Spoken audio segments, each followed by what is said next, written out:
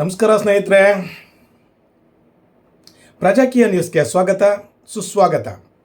ನಾನು ಪ್ರಜಾಕೀಯ ಶ್ರೀನಿವಾಸ್ ಬೇಲೂರು. ಸ್ನೇಹಿತರೆ, ಈ ದಿನ ನಾನು ಒಂದು ಉತ್ತಮವಾದ ವಿಚಾರವನ್ನು ನಿಮಗೆ ತಿಳಿಸ್ಬೇಕು ಅಂತ ಬಯಸ್ತಾ ಇದ್ದೀನಿ. ಅದೇನಪ್ಪ ಅಂತ ಹೇಳಿದರೆ, ನಮ್ಮ ಹಳ್ಳಿ ಕಡೆ ಒಂದು ಗಾದೆ ಹೇಳ್ತಾರೆ, ಬಡವರ ಮಕ್ಕಳನ್ನ ಬಾವಿಗೆ ತಳ್ಳಿ ಆಳ ನೋಡುವಂಥ ಜನ ಅಂತ. ಹಾಗಾದ್ರೆ ಬಡವರ ಮಕ್ಕಳನ್ನ ಬಾವಿ ತಳ್ಳುವಂಥ ಜನ ಯಾರು? ಅದನ್ನು ಮುಂದೆ ತಿಳಿಸ್ತೀನಿ. ಸ್ನೇಹಿತರೆ, ಕರ್ನಾಟಕದಲ್ಲಿ ಎಲ್ಲ ಕಡೆ ಗಣಪತಿ ವಿಸರ್ಜನೆ ಮಾಡ್ತಾ ಇದ್ದೀವಿ.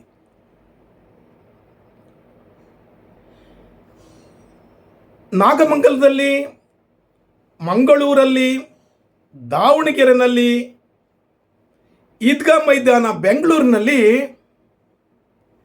ಹಾಗೂ ಹಲವಾರು ಕಡೆ ಸಣ್ಣ ಪುಟ್ಟ ಗಲಾಟೆಗಳು. ಆದರೆ ನಾಗಮಂಗಲದಲ್ಲಿ ಹಲವಾರು ಗಲಾಟೆ ಆಯಿತು. ಪೆಟ್ಟಿಗೆ ಅಂಗಡಿಗಳು, ತರಕಾರಿ ಅಂಗಡಿಗಳು, ದೊಡ್ಡ ದೊಡ್ಡ ಅಂಗಡಿಗಳಿಗೆಲ್ಲ ಬೆಂಕಿ ಹಚ್ಚಿದ್ರು.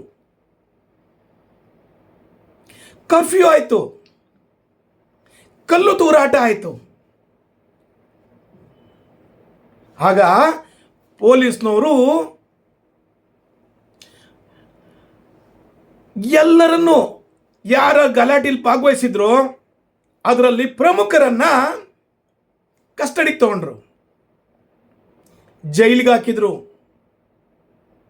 ಕೋರ್ಟಿಗೆ ಪ್ರೊಡ್ಯೂಸ್ ಮಾಡಿದ್ರು, ಕಾಟಕಾಟಿ ಹತ್ತಿಸಿದ್ರು. ಆದರೆ ಸ್ನೇಹಿತರೆ, ನಮಗೆ ಗೊತ್ತಿರಲಿ,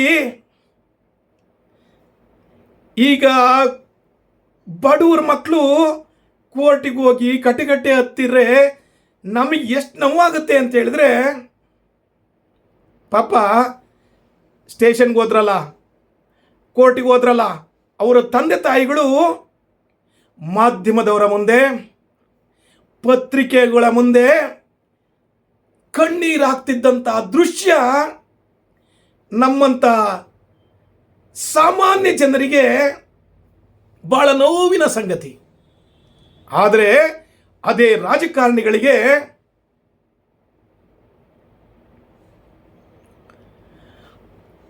ಇವರನ್ನ ನೋಡಿ ಇದರಿಂದ ಏನು ಪ್ರಯೋಜನ ಪಡಿಬಹುದು ಅನ್ನೋರಿಗೆ ಇದೊಂದು ಹಬ್ಬ. ಸ್ನೇಹಿತರೆ, ನಮ್ಮ ರಾಜ್ಯದಲ್ಲಿ ಹಲವಾರು ಹಿಂದೂ ಫೈರ್ ಬ್ರ್ಯಾಂಡ್ಸ್ ಇದ್ದಾರೆ, ಮುಸ್ಲಿಂ ಫೈರ್ ಬ್ರ್ಯಾಂಡ್ಸ್ ಇದ್ದಾರೆ.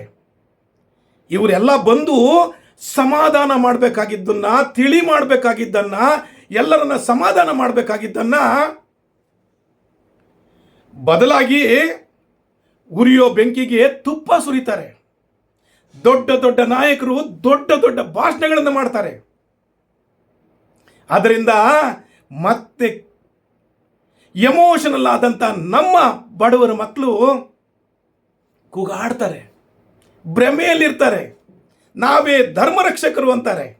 ಆದರೆ ಸತ್ಯ ಗೊತ್ತಿರಲಿ, ಯಾವುದೇ ನಾಯಕರ ಮಕ್ಕಳು ಜಗಳ ಮಾಡಲ್ಲ, ಗಣಪತಿ ಗಲಾಟೆಗೆ ಹೋಗಲ್ಲ, ಸ್ಟೇಷನ್ಗೆ ಹೋಗಲ್ಲ, ಕೋರ್ಟಿಗೆ ಹೋಗಲ್ಲ. ಬಡವ್ರ ಮಕ್ಕಳು ಜೈಲಿಗೆ ಹೋಗ್ತಾರೆ, ಇವ್ರ ಮಕ್ಕಳು ಓದೋದಕ್ಕೆ ಫಾರಿನ್ಗೆ ಹೋಗ್ತಾರೆ.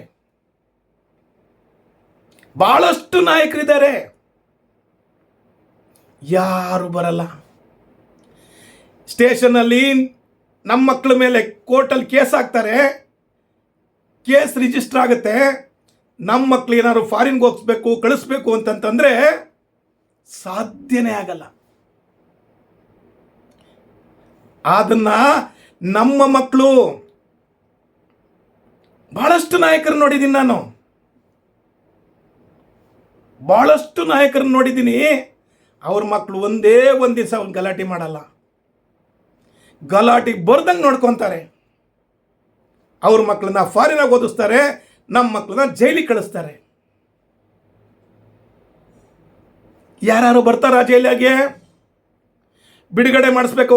ಈಗ ಯಾರ್ದೋ ಒಂದು ತರಕಾರಿ ಅಂಗಡಿ ತಮ್ಮಣ್ಣ ಅಂತ ಇಟ್ಕೊಳ್ಳಿ, ಅವ್ರ ಪಾಪ ಹೆಂಗೋ ಹೊಟ್ಟೆ ಪಾಡಿಗೆ ಒಂದು ತರಕಾರಿ ಸೈಕಲ್ ಗಾಡಿ ಇಟ್ಕೊಂಡು ತರಕಾರಿ ಅಂಗಡಿ ಮಾಡ್ಕೊಂಡಿರ್ತಾರೆ.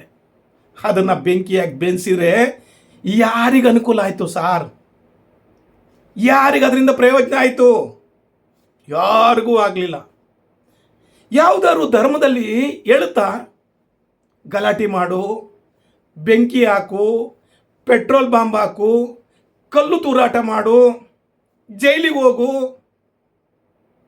ಯಾವ ಧರ್ಮದಲ್ಲೂ ಹೇಳೋದಿಲ್ಲ. ಆದರೆ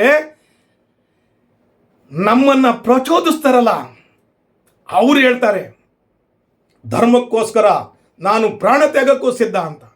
ಪ್ರಾಣನೂ ಇಲ್ಲ, ತ್ಯಾಗನೂ ಇಲ್ಲ. ಅವ್ರ ಮಕ್ಕಳು ಫಾರಿನ್ಗೆ, ನಮ್ಮ ಮಕ್ಕಳು ಜೈಲಿಗೆ. ಈಗ ಸ್ನೇಹಿತರೆ, ನನಗೆ ನಿಜವಾಗ್ಲೂ ದುಃಖ ಆಗೋದೇನಪ್ಪ ಅಂತ ಹೇಳಿದರೆ, ಈ ಒಂದು ಸಾಮಾನ್ಯ ವಿಚಾರನ ನಮ್ಮ ತಂದೆ ತಾಯಿಗಳು ಅಥವಾ ನಮ್ಮ ಮಕ್ಕಳು ಅರ್ಥ ಮಾಡ್ಕೊಳ್ಳಲ್ವಲ್ಲ ಅಂತ.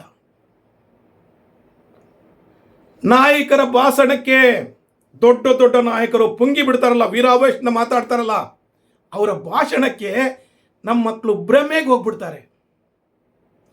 ನಾವೇ ಹಿಂದೂ ರಕ್ಷಕರು, ನಾವೇ ಮುಸ್ಲಿಂ ರಕ್ಷಕರು ಅಂತ ಭ್ರಮೆಗೆ ಬಂದ್ಬಿಡ್ತಾರೆ. ಅದರಿಂದ ಅನಾಹುತಗಳು ಮಾಡ್ಕೊತಾರೆ, ಜೈಲಿಗೆ ಹೋಗ್ತಾರೆ. ಸ್ನೇಹಿತರೆ, ನಾನು ನಿಮಗೆ ಹೇಳೋದಿಷ್ಟೇ, ನನ್ನ ಎಲ್ಲ ತಂದೆ ತಾಯಿಗಳಿಗೆ ಹೇಳೋದಿಷ್ಟೇ, ನಮ್ಮೆಲ್ಲ ಮಕ್ಕಳಿಗೆ ಹೇಳೋದಿಷ್ಟೇ. ನಾವು ನನ್ನ ಕಾಲೇ ಕಂಬ, ದೇಹವೇ ದೇಗುಲ, ಸಿರವೇ ಹೊನ್ನ ಕಲಸವಯ್ಯ ಅಂತ ಹೇಳಿದಂತಹ ಬಸವಣ್ಣನವರ ಕುಲದಲ್ಲಿ ಹುಟ್ಟಿದ್ದೀವಿ. ಬಸವಣ್ಣರು ಹುಟ್ಟಿದಂಥ ನಾಡಿನಲ್ಲಿ ಹುಟ್ಟಿದ್ದೀವಿ. ಎಲ್ಲರೂ ಸಮಾನರು, ಎಲ್ಲರೂ ಸರ್ವಶ್ರೇಷ್ಠರು ಅಂತ ಹೇಳಿದಂತಹ ಅಂಬೇಡ್ಕರ್ ಸಂವಿಧಾನದಲ್ಲಿ ಬದುಕ್ತಾ ಇದ್ದೀವಿ. ಹಾಗೆ ಕುಲ ಕುಲ ಕುಲವೆಂದು ಬಡಿದಾಡಿದರಯ್ಯ ಅಂತ ಹೇಳಿದ ದಾಸರ ಹುಟ್ಟಿದಂಥ ಊರಲ್ಲಿ ಹುಟ್ಟಿದ್ದೀವಿ. ಅದಕ್ಕಿಂತ ಮಿಗಿಲಾಗಿ ನಾವು ವಿಶ್ವ ಮಾನವ ಸಂದೇಶವನ್ನು ಸಾರಿದಂತಹ ಕುವೆಂಪು ಅವರು ಹುಟ್ಟಿದಂತಹ ನಾಡಿನಲ್ಲಿ ಹುಟ್ಟಿದ್ದೀವಿ. ಎಲ್ಲವನ್ನ ತ್ಯಾಗ ಮಾಡಿದಂತಹ ಗಾಂಧಿ ಹುಟ್ಟಿದಂತಹ ನಾಡಲ್ಲಿ ನಾವು ಹುಟ್ಟಿದ್ದೀವಿ. ಗಾಂಧಿ ತಿರುಗಾಡಿದಂಥ ಭೂಮಿಲಿ ನಾವು ತಿರುಗಾಡ್ತಾ ಇದ್ದೀವಿ. ಹಾಗಾಗಿ ನೀವು ಏನು ಮಾಡಬೇಕಪ್ಪ ಅಂತ ಹೇಳಿದರೆ, ನಮ್ಮ ಮಕ್ಕಳಿಗೆ ನಾನು ರಿಕ್ವೆಸ್ಟ್ ಮಾಡ್ಕೊಡೋದೇನಪ್ಪ ಅಂದರೆ, ಕಷ್ಟಪಟ್ಟು ಓದ್ರಿ, ಬಡತನದ ಬೇಗೆಯಿಂದ ಹೊರಗಡೆ ಬನ್ನಿ, ನಿಮ್ಮ ತಂದೆ ತಾಯಿಗಳಿಗೆ ಪ್ರೀತಿಯ ಮಕ್ಕಳಾಗ್ರಿ, ನಿಮ್ಮ ತಂದೆ ತಾಯಿಗಳಿಗೆ ಪ್ರೀತಿಯ ಮಕ್ಕಳಾಗ್ರಿ, ದೇಶಕ್ಕೆ ಒಬ್ಬ ಉತ್ತಮ ಪ್ರಜೆ ಆಗ್ರಿ, ದೇಶಕ್ಕೆ ಉತ್ತಮ ಪ್ರಜೆ ಆಗ್ರಿ. ದೇಶ ಕಟ್ಟಿ, ದ್ವೇಷ ಕಟ್ಕೋಬೇಡಿ. ದೇಶ ಕಟ್ಟ ಕೆಲಸ ಮಾಡಿ. ಜಾತಿ ಜಾತಿಗಳ ಮಧ್ಯೆ, ಧರ್ಮ ಧರ್ಮಗಳ ಮಧ್ಯೆ ಈ ದ್ವೇಷದ ಈ ರಾಜಕಾರಣಗಳಿಂದ ದೂರ ಇರಿ.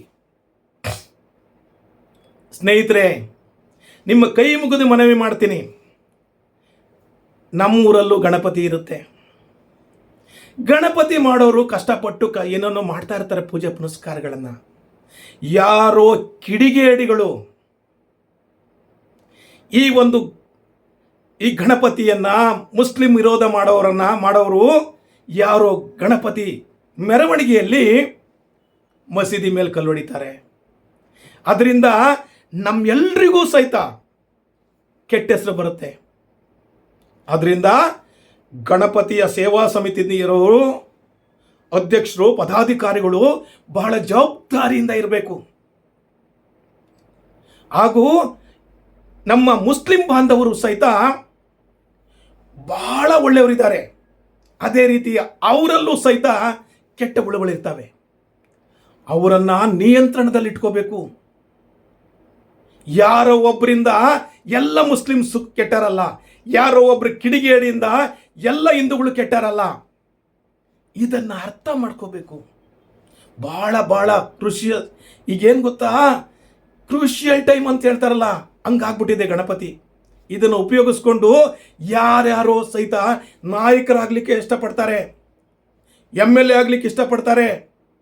ಅವ್ರ ಆಸೆ ಇದೆಯಲ್ಲ, MLA ಆಗಬೇಕು, ಮಿನಿಸ್ಟರ್ ಆಗಬೇಕು, ಮುಖ್ಯಮಂತ್ರಿ ಆಗಬೇಕು, ಪ್ರಧಾನಮಂತ್ರಿ ಆಗಬೇಕು ಅಂತ. ಅದನ್ನು ನಮ್ಮ ಮಕ್ಕಳ ಮೇಲೆ, ನಮ್ಮ ಮಕ್ಕಳನ್ನು ಉಪಯೋಗಿಸ್ಕೊಂಡು ಅವರು ತಮ್ಮ ತೀಟೆ ತೀರಿಸ್ಕೊಳಕ್ಕೆ ಟ್ರೈ ಮಾಡ್ತಾರೆ. ಆದ್ದರಿಂದ ಬಹಳ ಹುಷಾರಾಗಿರಿ. ನನ್ನ ಪೊಲೀಸ್ ಅಧಿಕಾರಿಗಳಲ್ಲೂ ವಿನಂತಿ ಏನಪ್ಪ ಅಂತಂದರೆ, ಇಂಥ ಸೂಕ್ಷ್ಮ ಪ್ರದೇಶಗಳಲ್ಲಿ, ಇಂಥ ಸೂಕ್ಷ್ಮ ವಿಚಾರಗಳಲ್ಲಿ ಭಾಳ ಭಾಳ ಸೆನ್ಸಿಟಿವ್ ಆಗಿರಬೇಕು. ಎಲ್ಲ ಮುಂಜಾಗ್ರತೆ ಕ್ರಮಗಳನ್ನು ತೆಗೆದುಕೊಳ್ಬೇಕು. ಆಗ ಇಂಥ ಕಿಡಿಗೇಡಿಗಳನ್ನು ಕಠಿಣ ಶಿಕ್ಷೆ ಗುರಿಪಡಿಸಬೇಕು.